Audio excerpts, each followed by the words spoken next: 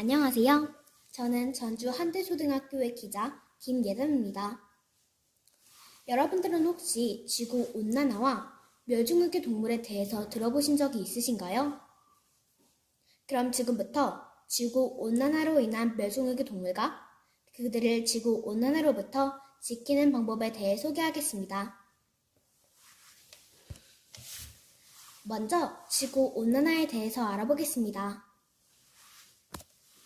여러분들은 혹시 지구온난화에 대해서 잘 알고 계신가요? 지구온난화란 19세기 후반부터 시작된 전 세계적인 바다와 지표 부근 공기의 기온 상승을 의미합니다. 즉, 지구온난화는 지구의 기온이 높아지는 현상을 의미합니다. 이러한 지구온난화의 발생 원인은 이산화탄소와 메탄이 증가하고 프레온 기체, 아산화질소, 대륙간 오존 발생량이 많아지는 것입니다. 점점 심해지는 지구온난화로 인해 인간뿐만 아니라 수많은 생명체들 또한 피해를 보고 있다고 합니다. 먼저 이 사진은 벵갈 호랑이의 사진인데요. 이러한 벵갈 호랑이는 약 5,000마리가 방글라데시와 인도의 습지에 살고 있음에도 불구하고 지구온난화로 인해 해수면이 높아져 그들이 살고 있는 서식지가 물에 잠길 위기에 처해 있습니다. 또한 유엔은 2070년이 되면 벵갈 호랑이가 살 수 있는 습지가 모두 물에 잠겨 완전히 멸종될 것이라고 경고하기도 했습니다. 그 다음으로 이 사진은 아프리카 치타의 사진입니다. 아프리카 치타는 아프리카의 초원 사바나에 살고 있는데 지구온난화로 인해 폭염이 심해지면서 수컷 아프리카 치타의 남성 호르몬 수치가 낮아져 호랑이도 더 이상 새끼를 가질 수 없는 상태가 되었습니다. 그로 인해 아프리카 치타는 2019년 기준 단 7,100마리밖에 남지 않았다고 합니다. 마지막으로 이 사진은 영화 쿵푸 팬더의 주인공 자이언트 판다의 사진입니다.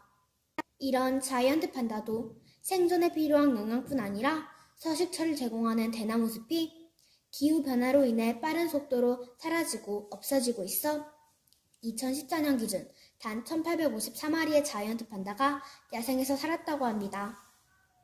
그런데 다행히도 대표적인 멸종위기 동물 자이언트 판다는 중국의 국가적 노력으로 개체수를 늘리는 데 성공했고 자이언트 판다의 멸종위기 등급이 위기에서 취약으로 한 단계 내려갔습니다. 그렇다면 이러한 멸종위기 동물들을 지키기 위해서 우리는 무엇을 해야 할까요?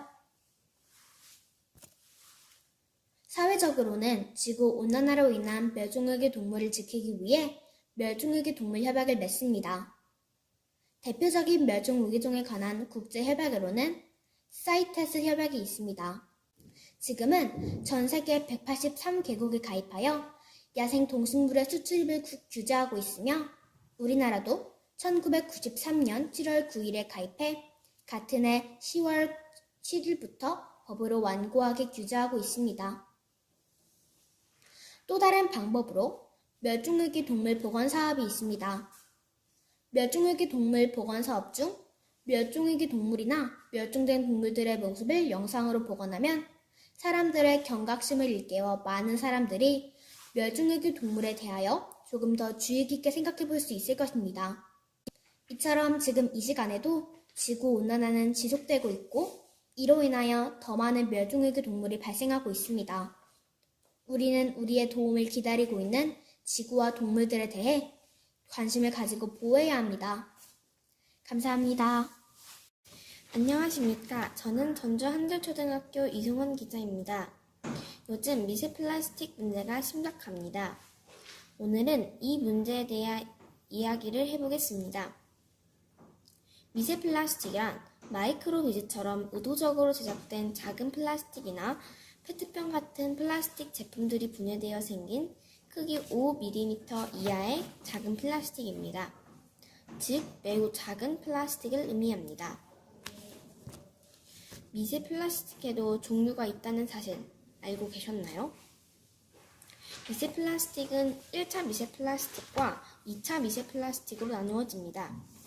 1차 미세 플라스틱은 제조 당시부터 미세 플라스틱으로 만들어진 것입니다. 1차 미세 플라스틱은 마이크로비드라고 부릅니다. 2차 미세 플라스틱은 커다란 플라스틱 등이 깨지고 분해되어 5mm 이하로 분해된 것을 말합니다. 미세 플라스틱은 이미 많은 곳을 오염했습니다. 바닷속은 물론 우리에게도 영향을 미칩니다. 미세 플라스틱이 우리에게 되돌아오는 과정을 말씀드리겠습니다. 먼저 정수 과정에서 걸러지지 않은 미세 플라스틱이 바다에 방출됩니다. 그리고 해양 생물들이 그것을 먹이로 착각하여 미세 플라스틱을 섭취합니다. 결국 그 해양 생물들은 우리 밥상에 올라오게 되어 있습니다.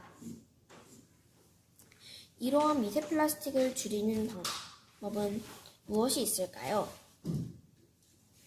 플라스틱 쓰레기 제거를 위한 다양한 활동에 대해 말씀드릴 건데요. 먼저 기업이나 정부에서 노력한 사례를 말씀드리겠습니다. 오션 클린업이라는 비영리 단체는 보이시는 사진처럼 바다 쓰레기를 수거합니다.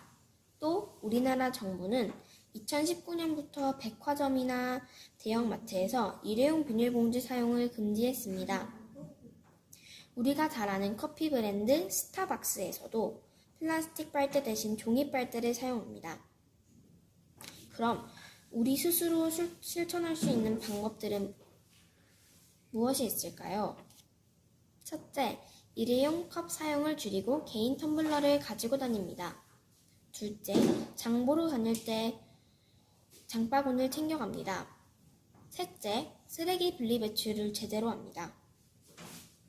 귀찮거나 힘들어도 우리 지구를 위해 꼭 지켜주세요. 감사합니다. 안녕하세요. 여러분, 혹시 분리수거를 하다 방법을 몰라 어려웠던 적 있으세요? 오늘 전 분리수거하는 방법을 몰라 어려웠던 경험이 있는 여러분을 위해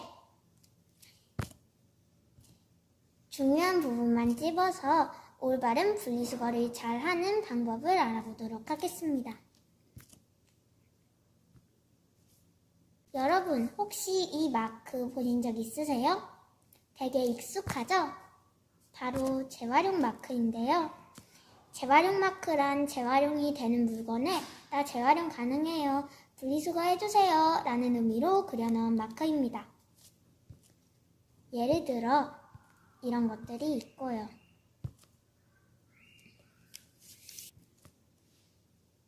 우리가 분리수거한 것들이 다 재활용되지 않는다는 사실 알고 계셨나요?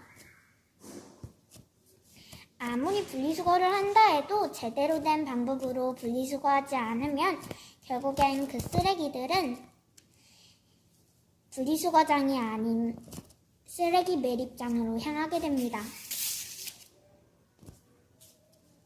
그럼 과연 어떻게 해야 분리수거를 잘한 것일까요? 병류는 내용물을 비우고 이물질 없이 분리배출해야 합니다. 두 번째로는 종이류인데요. 종이류는 물에 젖지 않게 묶어서 이물질 제거 후 배출하셔야 합니다.